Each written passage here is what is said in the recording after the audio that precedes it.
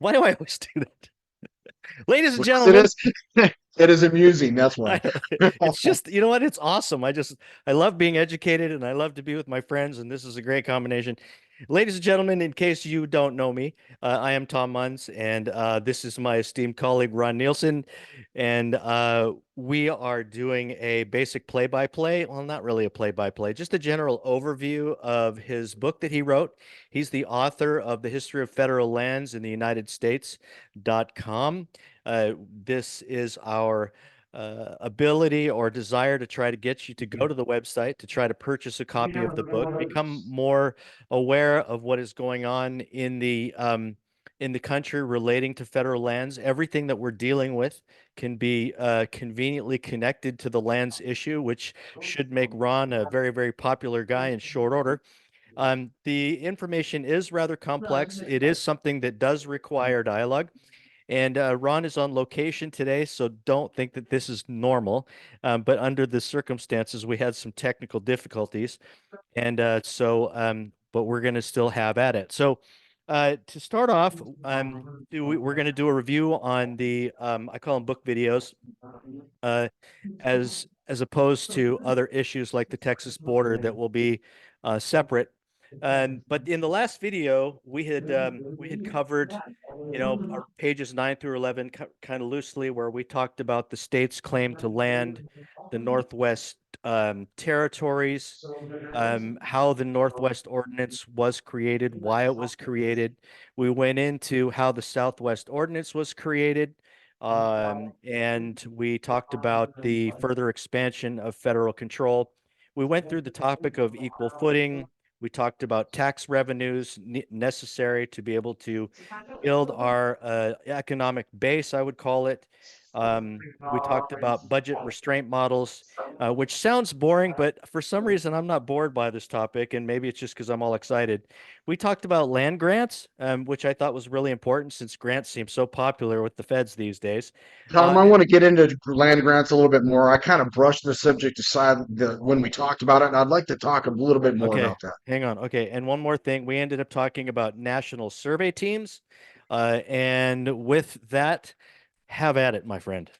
Okay, so getting back into the land grants, um, I was having an issue in the moment because I didn't have a list of legislation in front of me. So obviously, you get the interview done and you go through and you look, just out of memory, I'm like, okay, well, you got the Homesteading Act, you have the Mining Act of 1872, you've got all these different acts that they acted as grants, like they weren't just like the Mining Act wasn't just an act to authorize mining on the federal government's territory inside the federal government's territory.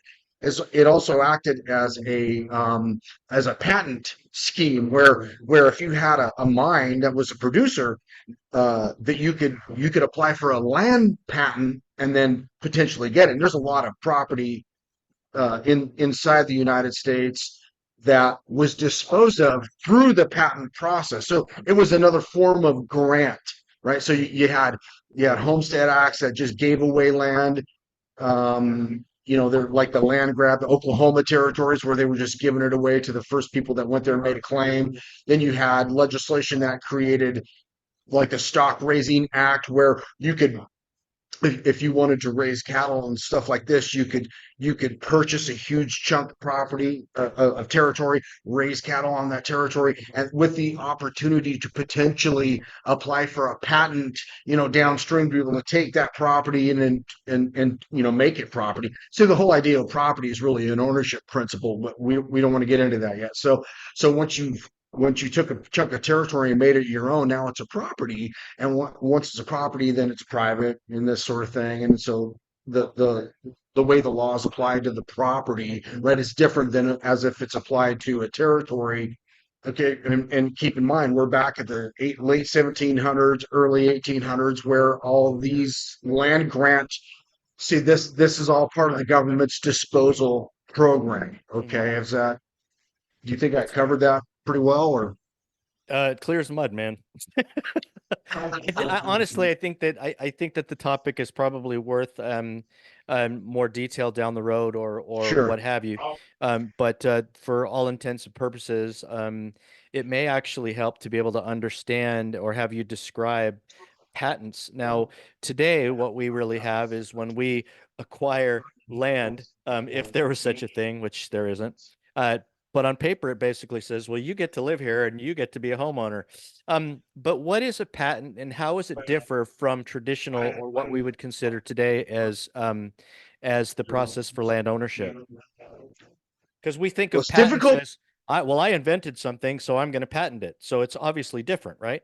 Yeah, so if we compare the land patent scheme of the government through its legislation with what we have today, it's going to be hard. So let's just go back to the moment, that time frame, right? So the government was engaged, like I say in the book, in a grant program where it was just giving the land to people in the Oklahoma territories, right?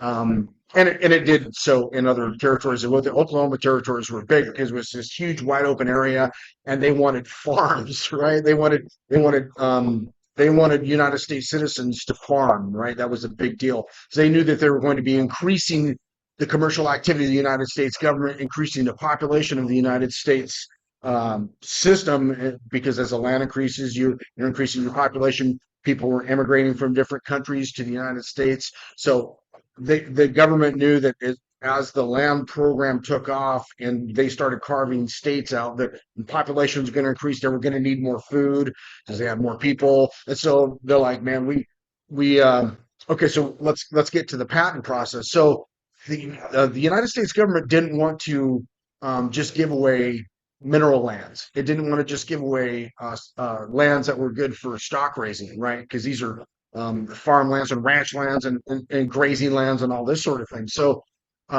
it created these pieces of legislation that gave the citizen, the United States citizen, the opportunity to prove that it could engage in these commercial in a commercial endeavor, right? That would lead somewhere and get them, pull them out of poverty, contribute to the system commercially across the United States.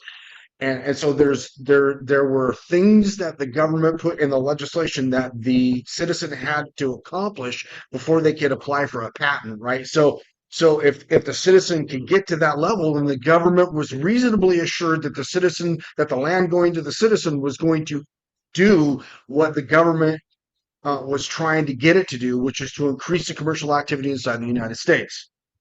So what we could say, what we could deduce from your statement is that the the definition of a land patent at this particular time was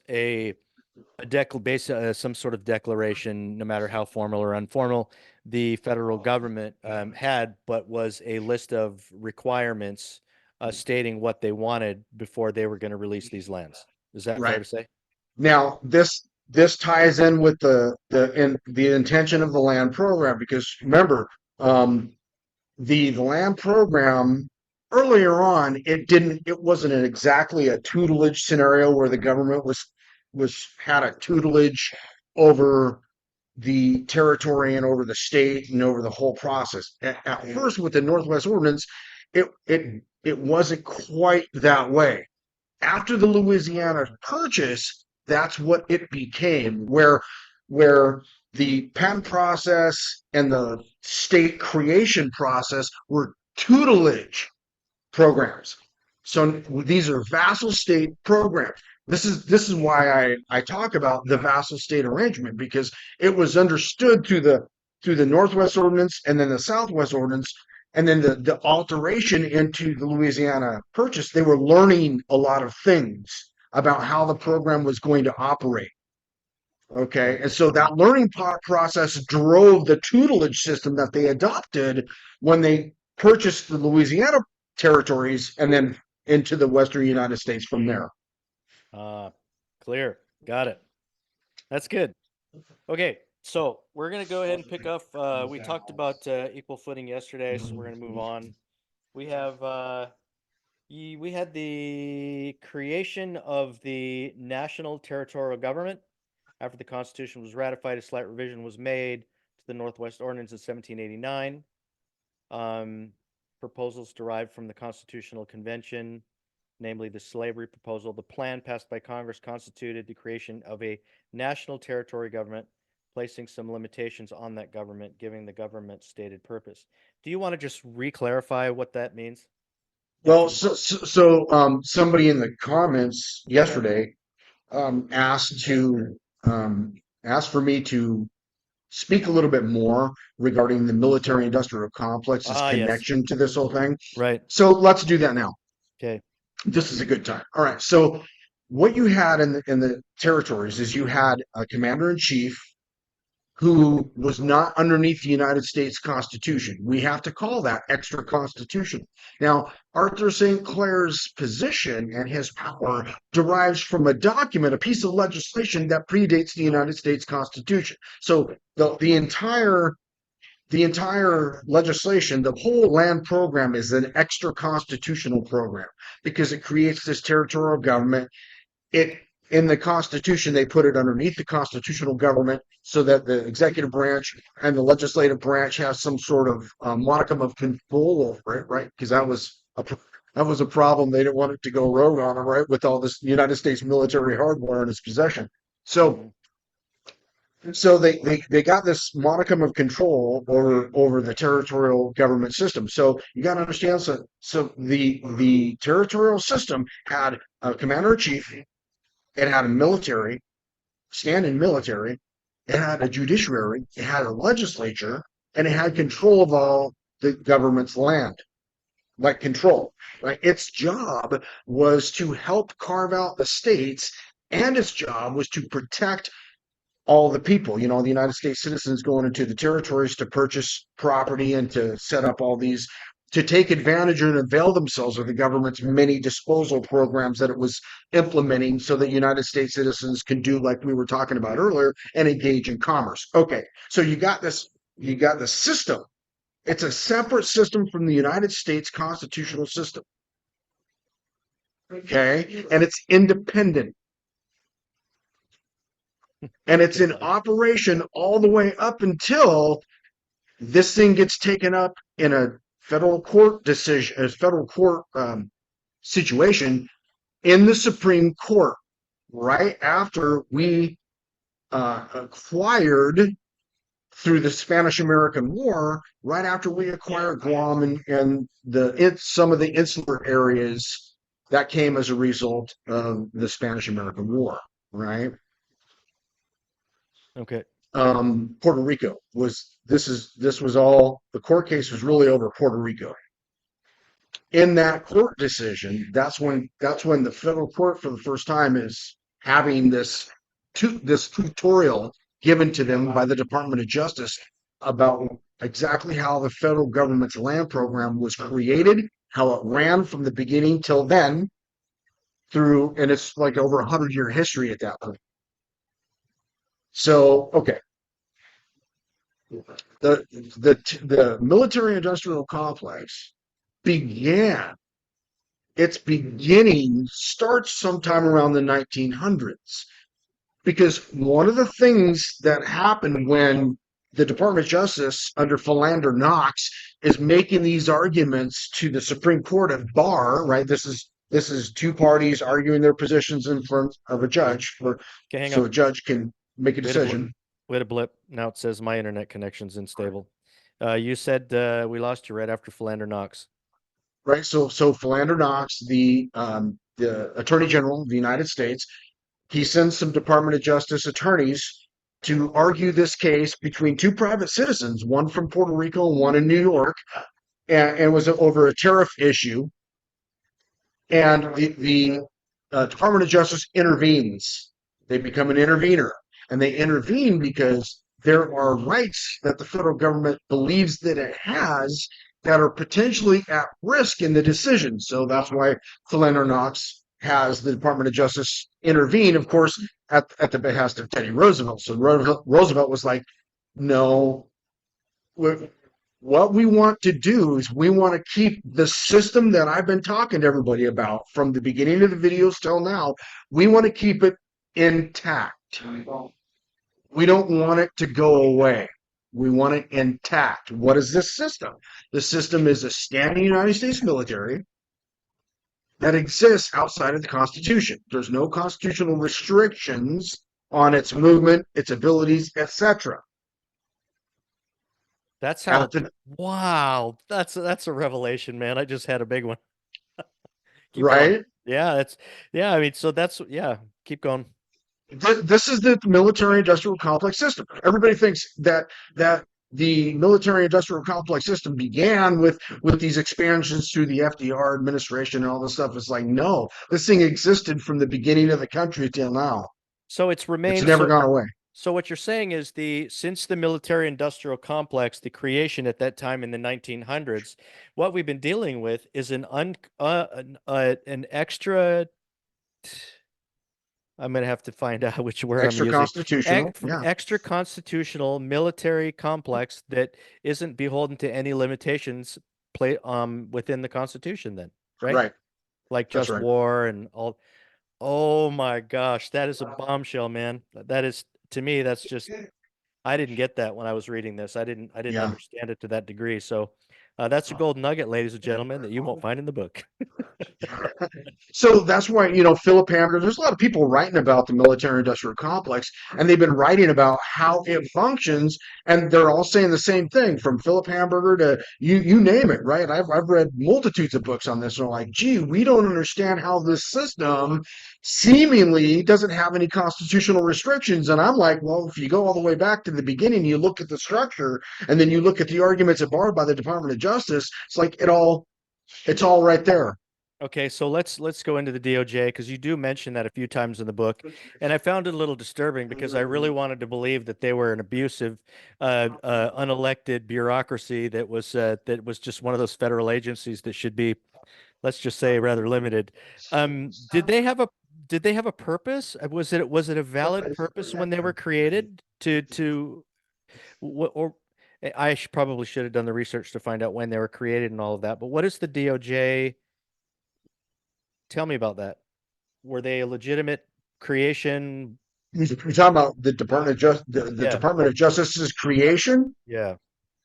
like as the Department of Justice. So, all Or right, its involvement in this land program because you mentioned them several times in the book and it was a little disjointed for me at least the first time when I read it. I'm like, wow, what is the DOJ doing here? How long well, have they been here and why are they doing this? And is this a legit thing? I'm yeah. something So you that's got to understand that the United States government has never stopped its land program ever. It's never been rescinded. It's never been stopped. It's never been this territorial extra constitutional system has never been disbanded. It's never been. They're never created any legislation to get rid of it. It's still operational. It's been operational since day one. Everybody goes, "Oh no, the Northwest Ordinance only operated for a little bit of time, then it was over with." And I'm like, "Prove it, oh prove it, my prove Lord. where the Northwest Ordinance was ever disbanded by by enabling legislation. It doesn't exist. The only thing that you're going to find is that the next piece of land legislation that was created after the Northwest Ordinance was the Federal Land Policy Management Act of 1976. And all it did was seize ownership and stop the disposal. Wow. Man, I'm gonna need some. You guys think you're in trouble? You haven't thought it through nearly enough. You don't know how much trouble you're in. Yeah. What country are you And talking? I don't want to scare everybody, but by the same token, it's like this is the reality. This is what you're dealing with. Wow. Okay, so there's a lot crammed in here that I outlined. Let's see, the government structure to carry out the governor was selected by Congress, made temporary commander-in-chief of the United States of the militia, which did not really exist. That was interesting. You also mentioned the appropriate text from the Northwest Ordinance. I think that it's probably prudent to mention, which would be Section 3. Therefore, it should be appointed from time to time a Congress, a governor whose commission shall continue in force for the term of 3 years. Then in Section 2, the governor and shall be commander in chief of the militia, all general officers. So my point in saying all of those is it's right there, isn't it? Yeah, Right here. I yeah. mean, they're telling you that they've One of the created. things that I didn't want to do is I don't want to spell this out in the manner that I just did in the book to everybody because I wanted them to arrive there on their own. That was the whole idea of writing it in the manner in which I did. If you see everything as clearly as you can potentially see it with the reality, the legal reality, and the lawful reality, etc., over the history, and you see it clearly, that's what you're going to arrive at if you just apply a little bit of logic and thinking to this. So let's go. So we'll go back just a little bit before we go forward. So to reiterate, we've got three national governments. We have one that's got a standing military and all the judiciary and all of those things you said. We've got two. We've got a conflict of interest essentially between the commander in chief of the Northwest Ordnance, Arthur Sinclair, and the current president at the time, which was whoever it was at the time. And so then the question then becomes for all of us to consider is what the heck was going on when we ended up having, apparently two executives at the same time that could wield the sword that way. So that was really enlightening for me. So the president essentially shared the duties with the commander. The president under the Constitution was actually sharing the commander-in-chief powers with the commander-in-chief of the militia and the Northwest Ordnance. Let's fast forward to today. One of the things that everybody talks about in Congress and you hear a lot of talking heads for many years, they've been talking about this situation, and that is declarations of war without no declaration. So we go to Mm, war. that's So that's just the territorial system, right? The commander in chief power allowed the government, especially off American soil, right? So because the United States government, the territorial military industrial complex apparatus, it because it doesn't have to abide by the Constitution. When it's operating overseas, the Constitution doesn't restrain it. okay. Then I have a question relating to today then. Okay. So now that we're dealing with this weird sort of hybrid system, we've got this mandate that bothered me when I was 18 about mandatory conscription. Yeah. What have we conscripted ourselves to? Have we conscripted ourselves to the extra constitutional military industrial complex? And how would Yes. we actually know that? And is there a way Because to, the entire United, excuse me, the whole military is extra the entire constitutional? United States military is a part of this extra constitutional system. All of it. Every bit of it. So then, Steve, so what we're saying is that the anything referring to the military powers within our Constitution are mere just words, No, no. The United States military and the Constitution, we were authorized to have a standing navy. right? Okay, but when you look at the way that it's written, that the standing navy would be under the rules and regulatory power of the government. That is the extra constitutional power of the government, rules and regulations. Right. So there's really no way for us to be able to pull back from that other than scream bloody murder and go, "You're not taking my kids." So when I don't know if people pay attention to politics, and if they did, here's what they would find out is like when you get whistleblowers from the United States military or from the intelligence community, one of the things that they're going to tell you, and even FBI agencies are going to tell you that when they were in service, there was no, they didn't have the benefit of constitutional rights at their disposal, whether they're in the military or they're in service in the FBI, et cetera. It's because when they're in that system, private rights doesn't act to restrain it in any way, shape, or form because it's extra constitutional. From day one, it was created till now. It's never changed. Okay, so then if it was extra constitutional, we could go back to the creation of the Northwest Ordinance and say the Northwest Ordinance was a treaty, or let's just say the treaties that were formed before the ratification of the Constitution were included through Article 6. Is it safe to say then that this military industrial complex is also grafted in through Article 6? It is, yeah, because remember we talked about in the last video that the Article 6 provision that allows previous engagements to be operative. Mhm. Well, the previous engagement that's operative here for our purposes, is the Northwest Ordinance. So So, while it holy is cow, extra man. constitutional, it is embedded in the It Constitution in is Article 6 and Article 4, Section 3, Clause 2. 4, 3, 2. Well, that I think that part of what we just talked about, I think is a huge component, and I think it's going to help people see things a lot more clearly. And I have to continue to beat myself over the head and just really question anything I ever learned about anything because you're really kind of unseating the whole darn thing.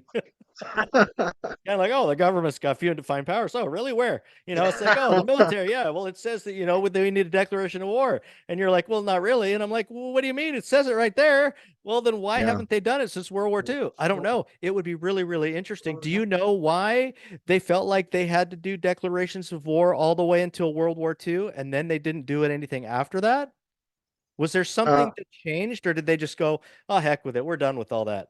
Well, basically, here's what's going on. The territorial systems become so powerful Hmm. that there are certain provisions that the Constitution says that demands mandates that the system is supposed to adhere to. One of them is the declaration of war if we are going to be put into war, but they're just going around it. They don't even bother to. And what are you going to do? Yeah. I mean, It's, what are you going to do? yeah, yeah, I agree with you. Well, How are you going to stop it? that's just good for us to know, I think, because I mean, we got some worthwhile gold nuggets here, ladies and gentlemen. This is pretty darn So good. you can see if you go to have a convention of states and you don't understand any of what I've just said right here, how are Hmm. you going to solve anything? You're not. I mean, I was going to suggest that we couldn't solve anything just with what I knew. But anyway, so now we really can't solve anything. And I think Yeah, if the nothing else, problem's worse than you think. yeah, this component should probably just be sniptified and sent over to our legislators going, yeah, you might want to think about that. But anyway, it seems like we're our own worst enemy because we just don't know stuff that we should know. It's So problematic. Yeah. Let me just address it. The lack of knowledge that we have about anything and how our government operates, right? So you cannot understand the operation of the United States government fully until you understand the land component. Once you understand the land component and the land history, you get a full view of how the government operates. It's a lot scarier. It's a lot bigger. It's a lot more intimidating. yeah. It's the solutions go from out here to down here. So you're like, okay, there are really only a few ways that we're going to be able to do anything here without hurling lead at one another. Hmm. That's true. All right, so we've gone through the military person, Arthur Sinclair, the Organic Acts. Let's see. Arthur Sinclair was the governor of the national government. There was also a Southern government, which was the Southwest Ordinance. Is that right? It was. Yeah, but that's it's the southern government, the southern and the northern governments. They were so temporary because there was only about what like eight, you're at what 1787. You're at 18. What was it, 1828 or so for the Louisiana Purchase. So you had, Oklahoma was the last territory to be admitted in the union. That happened like 1890 or something like that. And so you had what, just over 100 years, 110 years, 12 years of operation for that system. And there's really not a lot of things significantly that's going on here. It's everything that happened from the Louisiana Purchase onward that Right. is of grave concern. Yeah, it is. Well, so I think at least the cool component for this is that you've really you've your evidence is rather overwhelming. And it's important, I think, that we let people know that, people that are going to take the time to listen to this video understand that this isn't just two guys that just, want to be able to, do whatever people will perceive us to do. So it's important that we list some of these evidences. And it looks like, according to the organic legislation of 1790, May 16th, titled "The South of the Ohio River," it looks like there was a quote that says, and be it further resolved and acted that the salaries of the officers which the President of the United States shall nominate, and with the advice of the consent of the Senate appoint by virtue of this act, shall be the same as those by law established of similar officers in the government northwest of the River Ohio. So, Yeah, the Ohio River was the dividing line. between well, it was the first dividing line between the Western territories and the Eastern territories. But later on in acts like the Multiple Use Act in 1955, what the government had done, and they had done it actually pretty early, is they created the 98th meridian to be the dividing line Ah, between the yes. Eastern and the Western That United is States. that is a wonderful tidbit that I had never even heard before, and that's going to be a great thing to talk about. So we have that. We have the three national governments again. I don't want to sound repetitive. Uh, You know what's funny is when I hear Carrie Lake say something about, well, there are people in the eastern United States who are trying to bribe her, I'm like, okay, anything east of the 98th meridian, that's the eastern United States. yeah. Okay, so 14. So how do they, I guess we got to figure out how to get this information to some of these folks.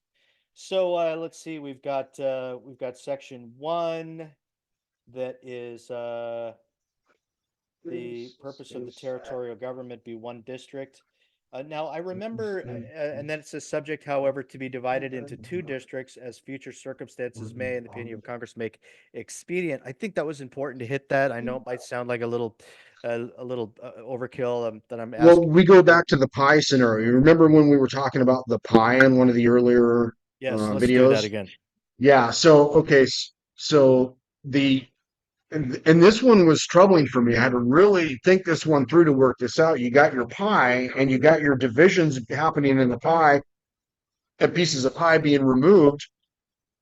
So you remove it, put it on a plate, and then it goes from the plate to somebody and the other person eats the pie. So that whole scenario. Well, so when Congress said they divided into two districts as situation dictates, um,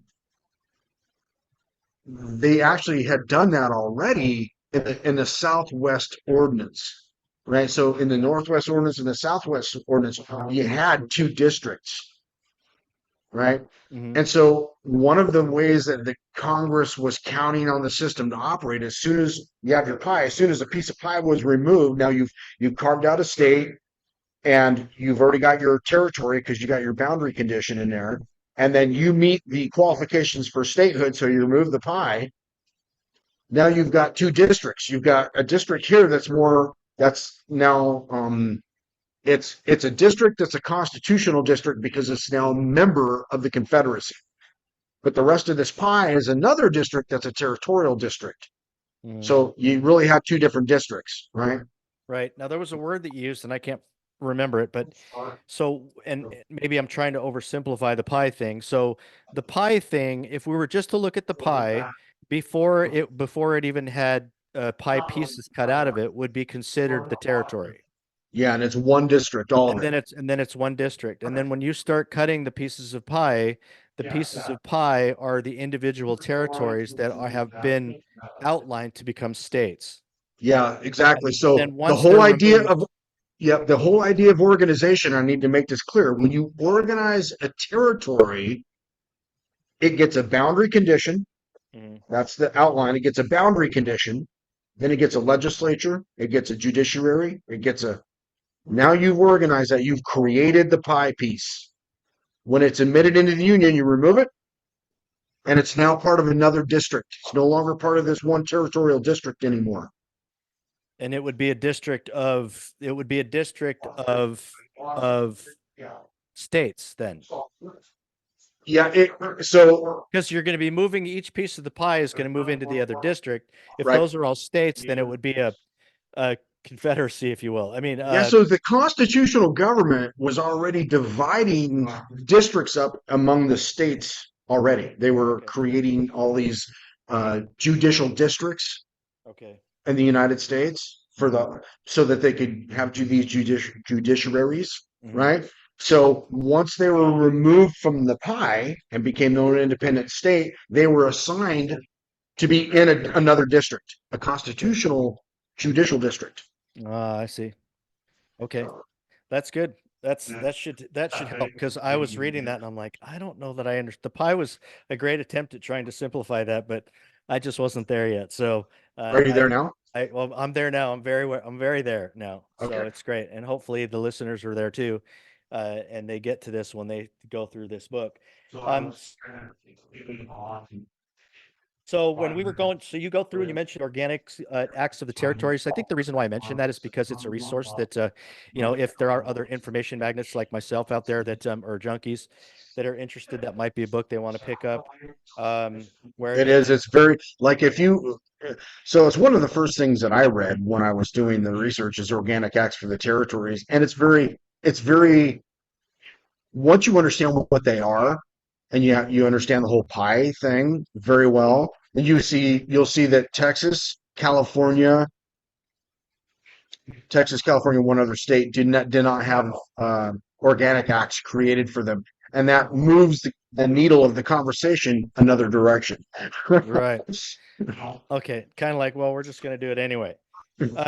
So I'm looking in this, and it talks about Wikipedia claims that Arthur Sinclair established the government of July 15th, 1788 at Marietta, 1790, renamed the settlement of Los Santaville, Cincinnati. And the reason why I mention that, because I'm not sure of the actual importance of that, but Fort Washington became We already covered this. we did, okay. Yeah, we covered this.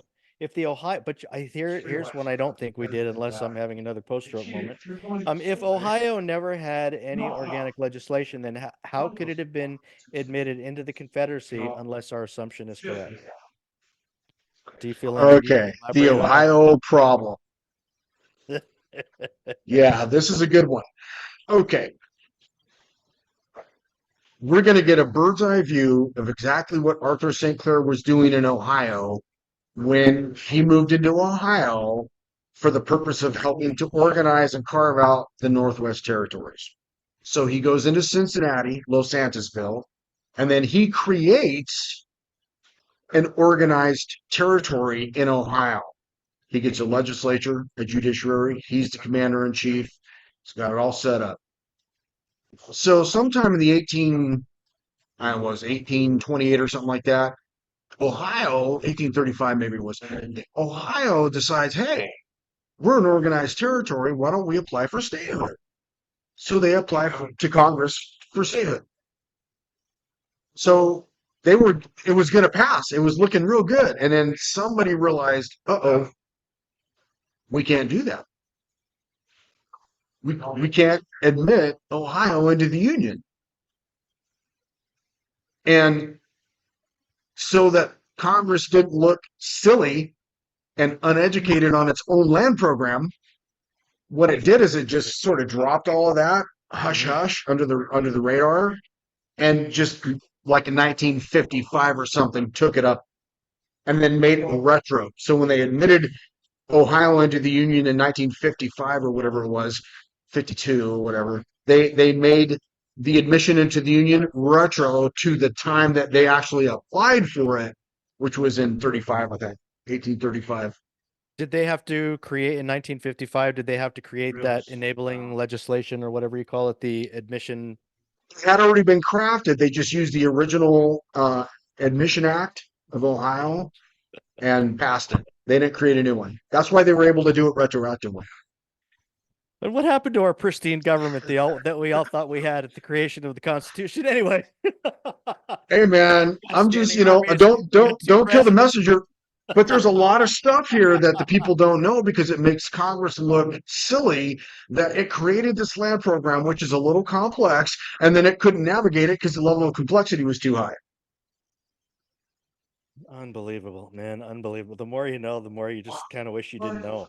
And I And can't imagine what they're that means still for. unable to navigate it because it's still too complex.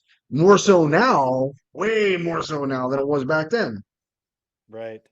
You did a great review on in the book for readers on 15. I'm going to keep you guessing, so you have to buy the book. But you had 5 bullet points that were really great to before you advanced on, and that was really good to be able to say, okay, I'm going to throw all this stuff at you. Now I'm going to go ahead and tell you what I've already told you before we move on. And talking like Arthur St. Clair was the elected governor, Ohio had staged the military, so on and so forth, so on and so forth. And so I think that was a really great thing to do. Um, let's see. So then you come up with some questions after that. I don't know if you want to cap on these, but what was the sale of land policy all about? I guess we're going to get into all of that. So this is what we're going to be looking forward to in the next stages of the book. what was the admission into the Union process? Why does the government still own 640 million acres of land? And what is the legal status of those Western lands? Man, I swear to God, you hit it so well, I couldn't believe it. So so now we're looking at chapter 2 finally. And so that's page 16, I think. Did you want to terminate early on this particular one, or did you want to kind of get into um did you kind of want to get into to chapter 2 where we start on the Louisiana Purchase? Let's here's what I want to do. I want to get into the Louisiana Purchase fresh because when we get there, we're going to be hitting some hardcore stuff, man. And I want to talk with you a little bit beforehand because I think we're going to need to guide this the right way. So let's just terminate it here, and then Okay. on our next one, we'll have a little powwow beforehand, and we'll just we'll Okay. get a good direction about how we want to cover this. All right, I think I've got some questions for myself. If you're listening to this video, which I hope you are, and you're sharing with other people, that you'll post questions in the comments. We'll periodically look at those comments, try to address those comments, try to be as specific as possible, um, because sometimes I get them and I'm afraid to answer them because there's so much more that that he could be adding that I'm missing, and I just want to make sure that people recognize that we're not just doing this just to be able to have two guys on video that are just spewing words. We want to be able to get some interaction and get that dialogue and that interactivity. I So have a lot more things that I would like to do besides sitting here doing all these videos, but uh, I do realize the level of importance in doing these, and so I'm willing to do them so that we need to do something about all this stuff. okay, so I'm going to go ahead and skip that one because it talks about national governments. I had written that when I first read the book. um So maybe I should just ask him just in case other people are having the same problem I was. So I wrote that if Arthur St. Clair was the governor for all of the Northwest Territories and the Ohio Territories, was he also the governor under Section 3 and 6 of the Northwest Ordinance of the National Territorial Government? Yeah, so I hope you can follow again, that because I can't. yeah, so again, the issue here is Ohio's lack of admission into the Union, which we just covered a little bit ago.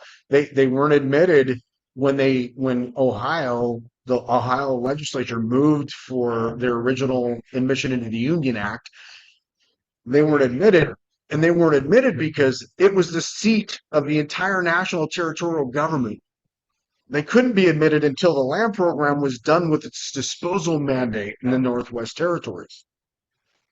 Do you think that could have increased the conflict or the between not conflict, that's the wrong word, between the constitutional government if the if if the commander in chief of the territories decided that he wanted to abuse his powers to a greater Oh, degree?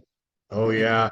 Well, so our Aaron Burr, if anybody knows the story of Aaron Burr um, was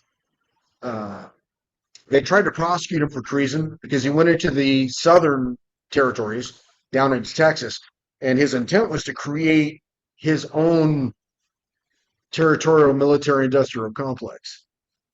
It's what he was trying to accomplish. And he was brought up on charges of treason for it. That's interesting. I don't know And if I heard that in school. oh yeah, when you look at the Aaron Burr story, and he's the one that killed Alexander Hamilton Hmm. in a duel. There's something there, right? Because that whole situation just to me doesn't make a lot of sense unless you look at it through Aaron Burr's activities after he killed Hamilton in the duel. Then you're like, huh. Um, I think Aaron Burr, and as far as I understand it, I think Aaron Burr had a problem with the way the Federalists were using the territorial government. Then maybe that's why we're all considered terrorists because we have problems with the way the federal government is running today. Yeah, well, see, the what Aaron Burr had a problem with, and you look at some of the things that he was saying, right? Hmm. He had a problem with the way that the Federalists were engaging in that land program. Hmm. That was a huge problem to Aaron Burr. Hmm. Now, everybody else, they were just trying to discharge the legislation that had passed, creating these states and stuff like this. But Aaron Burr's like, look, man, if that system ever gains power, because look, again, we got to go back. They gave them a standing military. They gave them all this hardware, personnel. It had all of the power of force in the United States government belonged in the territorial government. All Oh of it. my gosh, that just sounds like that would All be of good. it. Yeah. Wow. Okay. So the next one was if number 24 was true, the question I just asked, if you remember it, then wouldn't William Harrison have been the state governor for Indiana? Does that make Yeah, sense? so what I wanted to do is use Indiana sort of as a model. Let's look at how Indiana was organized and how it was admitted into statehood. And I used that example really to flesh out the whole state ownership of land situation, right? Because there's a lot of people that believe that the lands were supposed to be turned over to the states upon admission. That is 100% the opposite of what the land program was designed to do. And if you look at Indiana's, just Indiana's, not the rest of them, they're all the same, but just look at Indiana's, you'll see very clearly. Indiana, when they were granted when the state of Indiana was granted some land for its administrative offices for the state to be able to run, it came after United States citizens already had owned land from the land program system. After. So when I say to people that the state came far down the list, there were already United States citizens in Indiana who availed themselves of the land program disposal system and had retained a substantial amount of land so they can engage in commerce and these other things. So there was actually So now a conflict then between the state and the citizens that the feds created. not a conflict. Okay. No, nobody was A in conflict at disruption. this time. Well, because it sounds to me like what we were saying, and it's important to remember is that this land disposal program was not was the federal government or the federal government at the time or the territorial governments that were creating these pieces of land were given to citizens, not states. Well, the Or government or wanted the states. Okay, so oh, they look wanted at the it like states, and then the states were supposed to be getting it to the citizens, right? we don't view our system of government correctly. So I'm going to help everybody out. If you look at it through the land program, here's what you're going to get to. The federal government was supposed to be, wasn't supposed to be huge. It was supposed to be an administrative regulatory body whose main purpose was to help create a vibrant commercial system and then protect it. The states were supposed to be the same thing, but let's look at this as a business. You have the United States citizen creates the first business. The state acts as the front office for the citizen, and then the United States government acts as the advertising agency for both the state and the citizen, so that advertises that state's commercial activity across the United States. That's the system that they created. That's not how it's seen today by anybody. No, it's definitely not that for sure. I just feel like what you were telling me, it just seems like the governments that were created were there to actually create economies and help us out and all of that. And it just it's anything but that now. That's And exactly right. That's why the states were only given a small portion of land, because it was only envisioned that they would be an administrative office mhm. so that they could help the United States government to regulate commerce and to create commerce and make sure that roads got built, make sure that the citizens in the state could sell their product outside of the state, et cetera, et cetera, et cetera. All right. Awesome. Okay. Um, if Section 1 of the Northwest Ordinance, the purpose of the temporary government, what is the one district referring to? We already covered that. So let's see. Tom, I can't hear you. Oh, sorry. I said I was talking about the temporary governments that were created in the districts, which we already talked about. So that's fine. 27. What was the what was the what was the status of governments, territories, districts as of page 14? What is and where is Ohio in all of this? Is Ohio a state territorial government? I think you covered that too. So I think we're good. I think we've got the other one. Yeah, I think that's it because I think I don't have any questions until I reach page 20. Anyway, Okay. so we're at 2 o'clock. We're gonna have recess a little early, everybody. So actually, actually it's the end of day today, so the bell ring should be coming on pretty soon. Got the whole weekend. Yeah, right. So you have all weekend to watch all of Ron's videos and to go to his website, the history of federal lands in the United States.com. The link will be in just the description box. You can start reading it, and you can start reading it like I did and start asking questions. You can contact him on his website. You can reach out to him on the Rumble videos. And we're asking you guys to help share this with other people that you know that are interested in this topic or interested in any topic because we like to be able to discuss how everything is connected to the land program. And with all of that, Ron, I appreciate you making the sacrifice to be able to be where you are on location, an undisclosed location. And we look forward to having you back in your studio as soon as that happens. But thank you again. The people of Idaho and the people of this nation should be very, very thankful that there is somebody in our country that's actually taken 18 years of their time when they could be doing other things. Um, uh, Trying to but instead decided to try to be able to identify something that not only nobody else was doing but could really be the axis of everything um, that we're seeing today. So thank you so much, Ron, for joining me. I look forward to visiting with you next time, and thanks everybody for watching. Thanks, everyone. Thanks, Tom.